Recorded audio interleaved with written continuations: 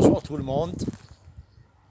Je m'excuse pour le petit retard que j'ai accusé ces derniers temps pour cause d'ouverture d'un nouveau service Covid.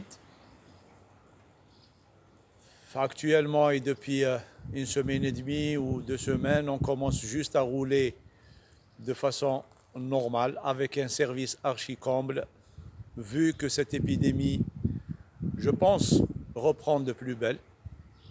Je profite dans l'élan de l'antibiothérapie, comme ça, à l'improviste, pour vous parler d'un antibiotique d'actualité qu'on utilise pratiquement tous les jours chez tous les malades dans le protocole du fameux professeur Raoult, en l'occurrence l'azithromycine.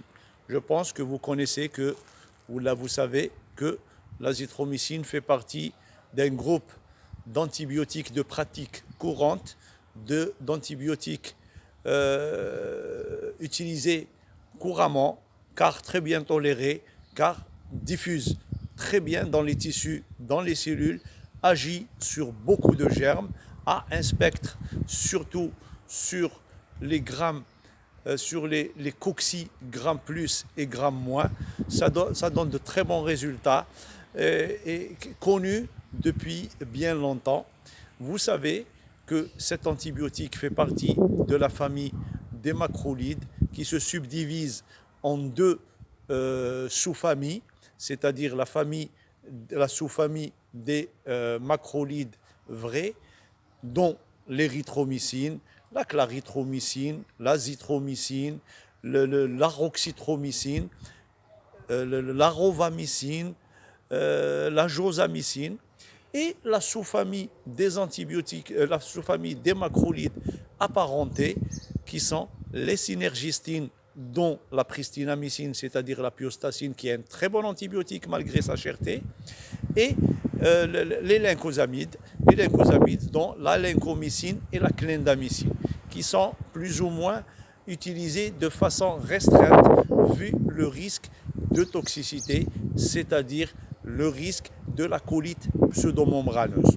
Je reviens à notre azithromycine qui est classiquement actuellement utilisée non seulement comme un antibiotique qui a un effet antiviral, en plus de son effet sur une certaine bactérie qui appartient au microbiote intestinal, qui est la Prevotella.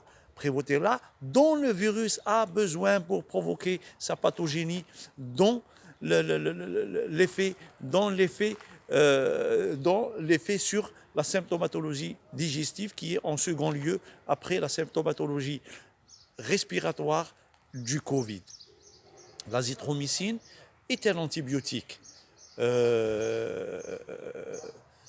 à tout honneur, à tout seigneur, tout honneur, un antibiotique qui est de pratique courante, très bien toléré, qui a un effet semi-retard ou bien un effet pratiquement retard du moment où il est pris pendant 3 jours avec un effet de 10 jours.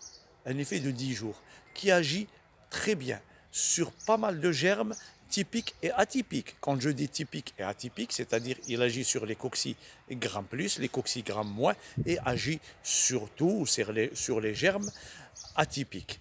C'est un antibiotique, j'ai dit, bien toléré, d'observance excellente vu qu'on le prend pendant 3 jours seulement, et accessible sur le plan prix. Donc, un antibiotique d'actualité, de pratique courante, de bon prix, et surtout actuellement de pratique courante.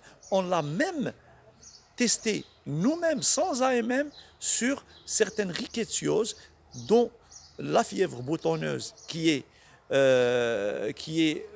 pratiquement endémique pendant la période chaude chez nous, entre avril, septembre, octobre, et ça donne de très très bons résultats, vu que dans certains cas, surtout chez les enfants, on est obligé d'hospitaliser un malade pour le mettre sous un antibiotique de la famille des phénicolées qui risque d'avoir une toxicité hématologique. Et l'azithromycine est venue nous sauver pour pouvoir traiter le malade à titre externe pendant 3 jours et ça donne de très bons résultats. Je m'arrêterai là aujourd'hui. Je vous remercie et à la prochaine.